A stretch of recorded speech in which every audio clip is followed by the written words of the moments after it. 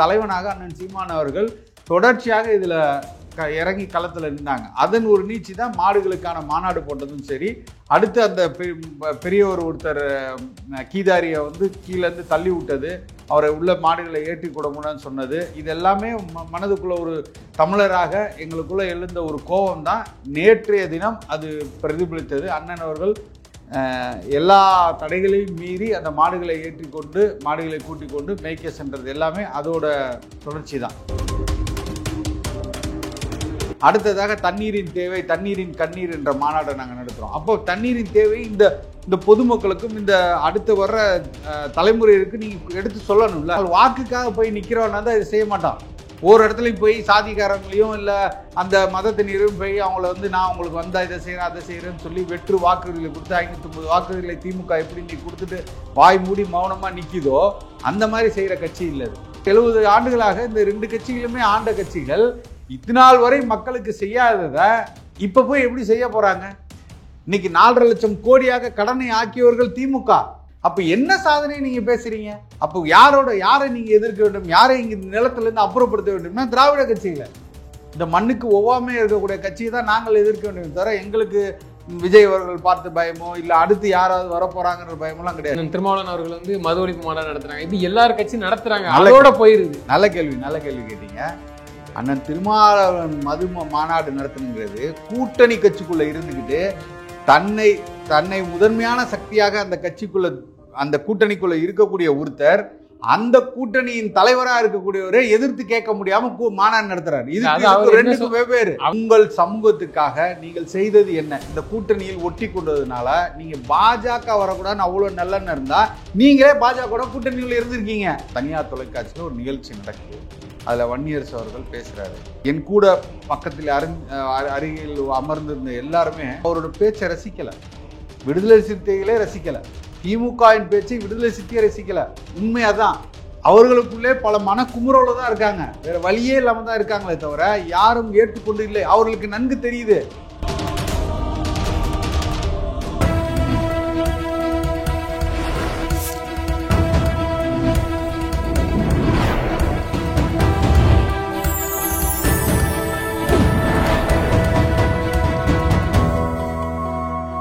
Channel 5 Tamil நேயர்களுக்கு வணக்கம். இன்றைய நேர்காணலில் நம்மோடு பேச இருப்பது நாம் தமிழர் கட்சியை சேர்ந்த மாநில ஒருங்கிணைப்பாளர் சசிகுமார் தங்கவேல் அவர்கள். சார் வணக்கம். சார் வணக்கம் சார்.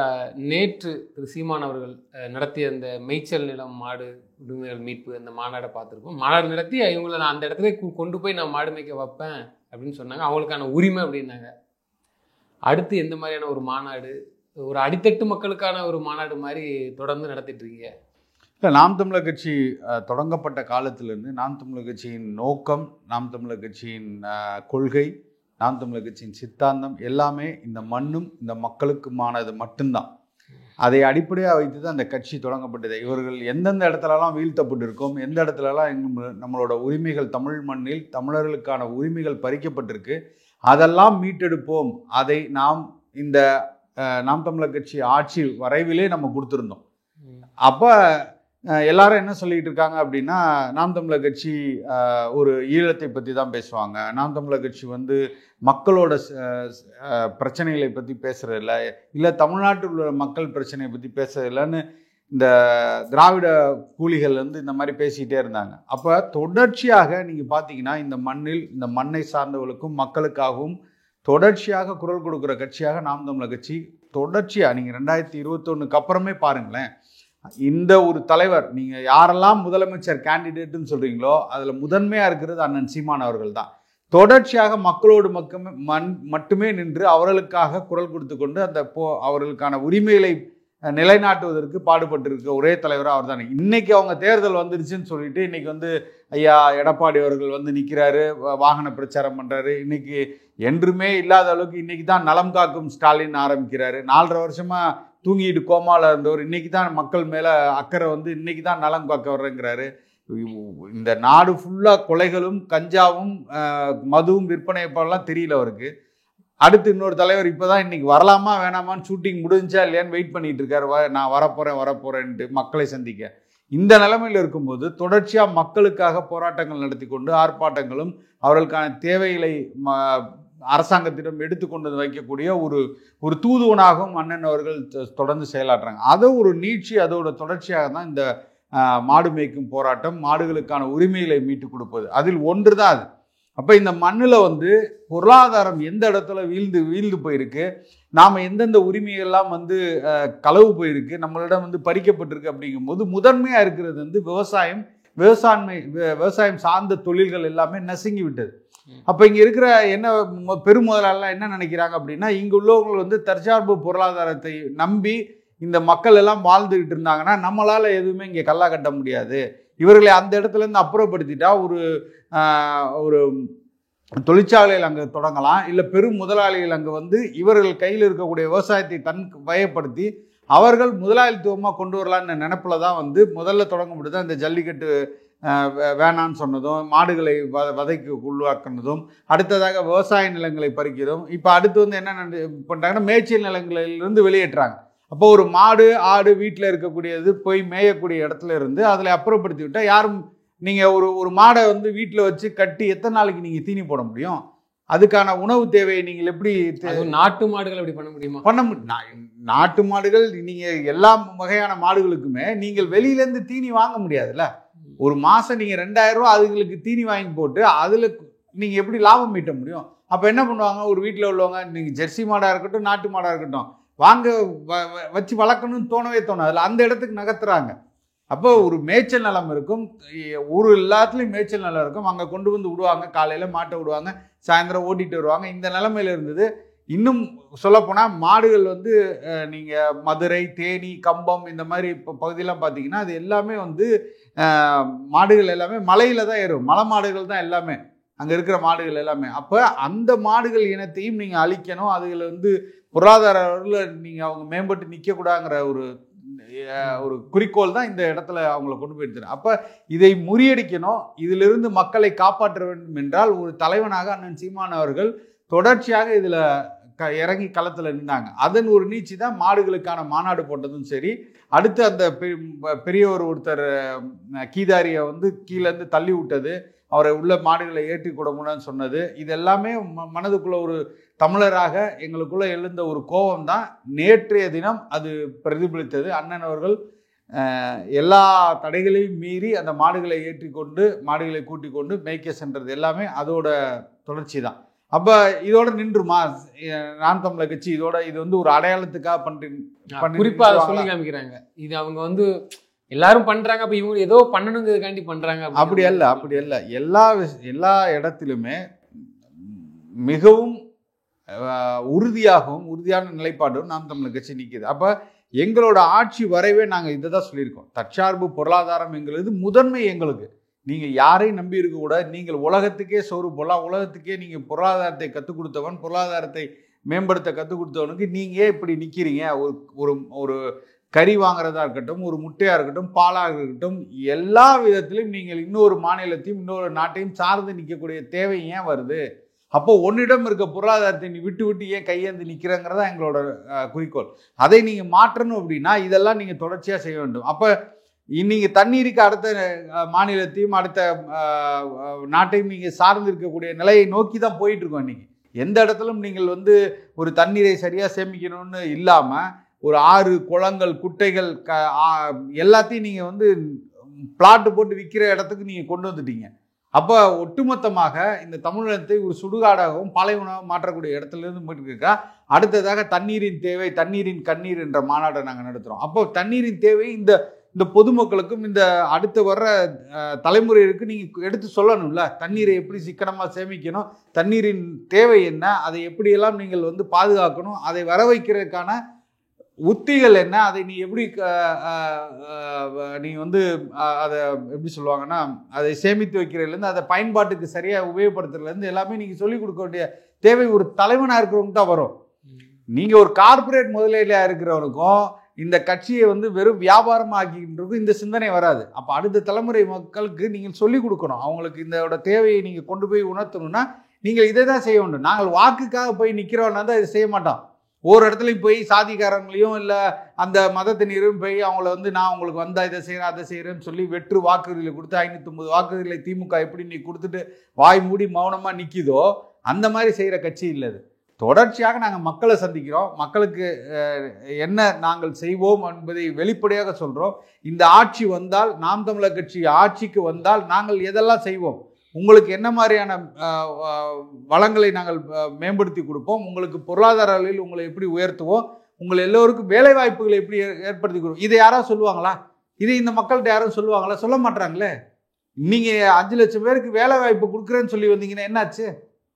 நீங்கள் யாருக்கு கொடுத்தீங்க? நாங்கள் சொல்கிறோமே, இதில் நீங்கள் பொருளாதாரத்தில் மேம்பட்ட எல்லாம் நீங்கள் இருக்கிற இடத்துல உங்களுக்கு வேலை வாய்ப்பு உருவாக்கி தரோங்கிறோமே. நகரங்கள் எல்லாம் பெருகிட்டு இருக்கு. இன்னைக்கு கிராமங்கள் எல்லாம் வந்து அப்புறப்படுத்துறாங்களே, அங்கெல்லாம் மக்கள் எல்லாம் வெளியே போகிறாங்களே. நாங்கள் என்ன சொல்கிறோம்? சிற்றூரிலும் கிராமத்திலும் பொருளாதாரத்தை மேம்படுத்தோன்னு சொல்கிறோமே. நாங்கள் மக்களை எப்படி சந்திக்கிறோம்? நாங்கள் வாக்குகளுக்காக சந்திக்கல. இன்னைக்கு 1 வருஷம் தேர்தலுக்கு இருக்குன்னா இவங்கெல்லாம் வந்து வாக்குகளுக்காக மட்டும் சந்திக்கிறாங்க. இவர்கள் குறைகளை மட்டும் சொல்றாங்க. 2 கட்சியுமே ஆண்ட 70 ஆண்டுகளாக இந்த 2 கட்சிகளுமே ஆண்ட கட்சிகள் இத்தநாள் வரை மக்களுக்கு செய்யாததை இப்ப போய் எப்படி செய்ய போறாங்க? இன்னைக்கு எப்படி போய் செய்ய போறாங்க? இதுக்கு முன்னாடி 10 ஆண்டுகள் அதிமுக ஆட்சியில் இருந்தது, இதுக்கு முன்னாடி திமுக ஆட்சியில் இருந்தது. இவர்கள் எல்லாம் மாறி மாறி 25 ஆண்டுகள் 5 முறை முதலமைச்சராக இருந்தவர்கள் எல்லாமே செய்யாம இன்னைக்கு மறுபடியும் வந்து மக்களை ஏமாற்றதான் போறாங்க. ஆனா நாங்கள் நாம் தமிழர் கட்சி அப்படி இல்லை. அவங்களுக்கான தீர்வை சொல்றோம். நாங்கள் அடுத்த ஆட்சிக்கு வந்தால் இந்த அடுத்த 100 ஆண்டு காலம் நாங்கள் உங்களை எப்படி வாழ வைக்க போறோம், அடுத்த தலைமுறைகள் எப்படி வாழ போகுது, அவர்களுக்கான தேவை இந்த மண்ணில் என்ன, உங்களுக்கான பொருளாதாரத்தை எப்படி நீங்க வளர்க்கலாம், நீங்கள் யாரையும் கையேந்தி நிற்க வேணாம், நீங்கள் இருக்கும் இடத்திலே உங்களுக்கான வாழ்வாதாரத்தை நாங்கள் அமைத்து கொடுக்குறோன்னு ஒரு வெளிப்படையான ஒரு பொருளாதார திட்டத்தை கொண்டு வந்து வைக்கிறோம் நாங்க. இன்னொன்று என்ன சொல்றாங்கன்னா, இந்த மாதிரி விஷயங்கள்லாம் பார்த்துட்டு ஐயா ஸ்டாலின் அவர்களை நாம் தமிழர் கட்சி அண்ணன் சீமான் அவர்கள் போய் சந்திச்சிருக்கிறாரு. விஜயை வந்து செல்வாக்கு அந்த பக்கம் பேரக்கூடாதுங்கிறதுனால இது போன்ற தடாலடியான விஷயங்கள் செஞ்சுட்டு இருக்கதா வந்து பரவலாக பேசிட்டு இருக்காங்க. எப்படி பாக்குறீங்க நீங்க? இல்ல இது உங்களுக்கு பேச்சு. ஏன்னா இந்த மாடு மேய்ச்சல் அவ்வளோ இது கொடுத்து உங்களை வந்து இந்த காவல்துறை எதுவுமே தடங்கல் பண்ணல, அவங்க பேரிகார்டெல்லாம் போட்டு இருந்தாங்க. நான் அதை மீறி நீங்க மேய்ச்சிட்டு போனீங்க. அரசு தரப்புல இருந்து எந்த ஆக்ஷனும் இல்லை. இதெல்லாம் பார்க்கல. வழக்கு போட்டிருக்காங்க. வழக்குகளை எதிர்கொள்வோம். வழக்கு போட்டிருக்காங்க. அதனால எங்களுக்கு ஒரு பிரச்சனையும் கிடையாது. இது மாதிரி பல வழக்குல என்ன செஞ்சோம். என்ன சொல்றது, திமுக கொடுத்த அவங்களுக்கு கொடுத்த ஒரு இது அசைன்மெண்ட் அதை அண்ணன் சீமான் அவர்கள் சொல்லி பேசிட்டு இருக்கிறாங்க. இது முற்றிலும் இது வந்து திமுகவே பேசுவத. நான் என்ன சொல்றேன்னா, திமுக அதிமுக இரு கட்சிகளையும் தொடர்ச்சியாக 2014 தேர்தலில் நாங்கள் தேர்தல் பாதையில் வந்ததுக்கப்புறம் என்றைக்காவது சமரசமாக நடத்தியிருக்கோமா? இல்லை என்றைக்காவது அவர்களோட கூட்டணி பேச்சுவார்த்தை நடந்திருக்கா? இல்லை என்றைக்காவது அவர்களோட அவர்களின் தவறுகளை சுட்டி காட்டாமல் இருந்திருக்கோமா? ஒரு கட்சி இன்னைக்கு தேசிய கட்சிகளோடும் திராவிட கட்சியிலும் கூட்டு இல்லை அப்படின்னு சொல்லி களத்தில் நிற்கிற கட்சி நாம் தமிழர் கட்சி. இதை விட்டு ஸ்டாலினை போய் சந்திச்சாலாம் நீங்கள் வந்து ஸ்டாலினுக்கும் எங்களுக்கும் உறவு அப்படின்லாம் கிடையாது. ஸ்டாலின் அவர்களை சந்தித்தது அவருடைய மூத்த அண்ணன் அவர்கள் முத்து அவர்கள் இறப்புக்கு ஒரு இரங்கல், ஒரு மனிதாபிமான அடிப்படையில் போய் பார்க்கறது. இது வந்து இது மனிதனா பிறந்த ஒவ்வொருத்தரும் செய்ய வேண்டியது ஒரு கடமை. இது அதில் வந்து நீங்கள் வந்து முடிச்சு போட்டு இவரோட உடனே அப்படி பார்த்தா அண்ணாமலை அவர்களையும் பார்க்குறாங்க. அண்ணாமலை அவர்கிட்ட பேசியிருக்காங்க. இதே காங்கிரஸ் ஐயா திருநாவுக்கரசரோட நெருக்கமாக இருக்காங்க. பொன் ராதாகிருஷ்ணன் அவரோட நெருக்கமாக இருக்காங்க. ஐயா நயினா நாகரன் மாமா என்றதை அழைக்கிறாங்க. இது வேற. அரசியலுங்கிறது வேற, தனி மனித நட்புங்கிறது வேற. இதை நீங்க போட்டு குழப்பிக்கவே கூடாது. நாங்கள் என்னைக்காவது அதிமுக எதிர்க்க மாட்டோம், திமுகவோட நாங்கள் கூட்டணிக்கு போறோம், இல்லை அவர்களிடம் சீட்டு பேரம் பேசணும்னு சொன்னா நீங்க கேட்கலாம். அடுத்த நாள் முதல் கொண்டு மிக எப்படி சொல்றது, அந்த கட்சி செய்த அனைத்து விஷயங்களையும் ஒவ்வொரு மேடை தோறும் பட்டியலிட்டு கிழிக்கிறது ஒரே கட்சி நாம் தமிழர் கட்சி தான். இதை பேசுறதுக்கு விஜய் அவர்கள் கூட பேச மாட்டாரு. நீங்க சொல்ற விஜய்னு சொல்றீங்க, அதனாலதான் விஜய் அவர்களை தாக்க போறது அண்ணன் அவர்கள் சொன்னது. இல்ல நீங்க இல்ல எங்களோட எதிரியை நாங்க தீர்மானித்து விட்டோம். எங்களுக்கு திமுக திராவிடம் என்பதுதான் எதிரி, இந்த மண்ணை காவுன்னு. அதனால நீங்க விஜய் இப்ப வர புதிய சக்தியை நாங்கள் ஒரு எதிரியாவோ இல்லை அவங்கள ஒரு இதாவோ கருத போறதுக்கு தேவையும் இல்லை. அவர்கள் என்னத்தை நீங்க சாதிச்சிருக்காங்க, என்ன ஒரு அரசியல் கட்சியா வளர்ந்துருக்காங்க, நாங்க அவர்களோட போய் இப்போ இதா நிக்கணும்னு நினைக்கிறீங்க? நீங்க அவங்க இன்னும் எதுவுமே தொடங்கவே இல்லை. அவங்களோட கணக்கே என்ன தொடங்கல. எத்தனை சதவீதம் வாக்குகள் இருக்குன்னு தெரியாது. அவர்கள் என்ன கொள்கையை எடுத்து கொண்டு வந்து பேசுறாங்கன்னு தெரியாது. அப்படி இருக்கும்போது நாங்க அவங்களை இருக்கிறோம். இது நாள் வரை மண்ணை களவு பண்ணி மிக மோசமான நிலைக்கு இந்த தமிழர்களையும் தமிழ் மண்ணையும் கொண்டு போன 2 கட்சிகள் தான் எங்களுக்கு முக்கியம். அவர்களை தான் நம்ம எதிர்க்க வேண்டியது இருக்கு. அவர்கள் தான் இந்த மண்ணை கபலீகரம் பண்ணவங்க. இன்னைக்கு 4.5 லட்சம் கோடியாக கடனை ஆக்கியவர்கள் திமுக. இன்னைக்கு 4.5 லட்சம் கோடிங்க. இன்னைக்கு 21 2020 தேர்தலுக்கு அப்புறம் இத்தனை ஆண்டுகள் நீங்க ஆட்சி செய்து 4.5 லட்சம் கோடி கடனை வச்சிருக்கீங்க. 50 ஆண்டு காலம் ஆட்சி செஞ்சு 5 லட்சம் தான் இருந்துச்சு. 5 லட்சம் தான் இருந்துச்சு. இந்த 4 ஆண்டுல 4.5 லட்சம் 9 லட்சம் கோடிக்கு கொண்டு வந்து நிறுத்திட்டீங்க. அப்ப என்ன சாதனை நீங்க பேசுறீங்க? அப்போ யாரை நீங்க எதிர்க்க வேண்டும்? யாரை இங்க நிலத்துல இருந்து அப்புறப்படுத்த வேண்டும்னா திராவிட கட்சிகளை. இந்த திராவிடத்தை சொல்லிக்கொண்டு திராவிடத்தின் தன் சித்தாந்தத்தை வைத்துக் கொண்டு திமுக தான் முதல் எதிரி. இந்த மண்ணுக்கு ஒவ்வாமே இருக்கக்கூடிய கட்சியை தான் நாங்கள் எதிர்க்க வேண்டும் தவிர எங்களுக்கு விஜய் அவர்கள் பார்த்து பயமோ இல்லை அடுத்து யாராவது வரப்போறாங்கிற பயமெல்லாம் கிடையாது. நாங்கள் ஐயா கலைஞர் இருக்கும் போதும் அம்மா ஜெயலலிதா இருக்கும் போதும் கட்சியை தொடங்கி மிக எப்படி சொல்ல 234 இடத்துலையும் நாங்கள் வேட்பாளரை நிறுத்தி ₹1 காசு கொடுக்காமல் 1.2% இன்னைக்கு 8.2% வளர்ந்துருக்கோம். நாங்கள் யாரை பார்த்தும் பயப்படலையே, நாங்கள் யாரிடம் கூட்டணி போகலே, யாரிடம் பணத்துக்காக நிற்கலையே, யாரிடம் என்ன சொல்றது ஓட்டுக்கு காசு கொடுக்குறதோ இல்லை கள்ள ஓட்டு போட்டு நாங்கள் இந்த இடத்துக்கு வரலையே. நாங்கள் ஏன் பயப்படணும்? நேர்மையாக நெஞ்சுரத்தோடு மக்களை தெம்பும் திராணியோடும் ஒரு தலைவன் இந்த மண்ணில் சந்தித்து வாக்குகளை கேட்டுக்கொண்டிருக்கிறான் அண்ணன் சீமான் அவர்கள் மட்டும்தான். இதை எங்கு வேணாலும் சொல்ல முடியும், இதை யார்கிட்ட வேணாலும் விவாதம் செய்ய முடியும். ஒரு தலைவனை நீங்க காட்டுங்க, முதலமைச்சருக்கு கேண்டிடேட்டா நேர்மையான ஒரு தலைவன் இந்த மண்ணில் இப்ப இருக்காருன்னு காட்டுங்க. வேற யாராவது அண்ணன் சீமானை தவிர சொல்லுங்க. இதே ஸ்டாலின் அவர்களை பேச முடியுமா, சொல்ல முடியுமா அவரால்? நான் இந்த சாதனையெல்லாம் செஞ்சேன், எங்க கட்சி மேல எந்த கரையும் இல்லை, நாங்கள் தூயவர்கள் உண்மையானவர்கள் சொல்லி வாக்கு கேட்க முடியுமா? இன்னைக்கு நடக்கக்கூடிய அநீதிகள், நடக்கக்கூடிய கொலைகள், நடக்கக்கூடிய அக்கிரமங்கள் அவர் கட்சியில் அவர் திமுக சார்ந்தவர்களே இன்னைக்கு ஒரு அண்ணனர்ல ஒரு பையனை ஏற்றி கொண்டிருக்கானே, இது மறுக்க முடியுமா? அவர்கள் செய்யாத ஊழலா, அவர்கள் செய்யாத கொலைகளா, அவர்கள் செய்யாத அக்கிரமங்களா? சொல்லுங்க. அதிமுக இதுல இருந்து சற்றும் சளைத்ததா? இங்கு உள்ள அமைச்சர்கள் அங்கு ஊழல் செய்து விட்டு தானே இங்கே வந்திருக்காங்க. அவர்கள் செய்யாத ஊழலா, அவர்களிடம் நடக்காத கொலைகளா? இன்னைக்கு தூத்துக்குடி படுகொலை என்னாச்சு? எல்லாம் செய்தவர்கள் நீங்கள் யார்? நீங்கள் எப்படி முதலமைச்சராக நீங்க கேட்க முடியும்? இன்னைக்கு ஒரு தலைவன் மக்களோட நின்று மக்களுக்காக நிற்கக்கூடிய தலைவனாக அண்ணன் சீமான் அவர்கள் நிற்கிறார். நீங்க இந்த 3 பேர்ல கம்பேர் பண்ணி பாருங்க. நான் மக்கள்கிட்ட சொல்றேன், நீங்க மக்கள்கிட்ட நான் பேசுறேன்.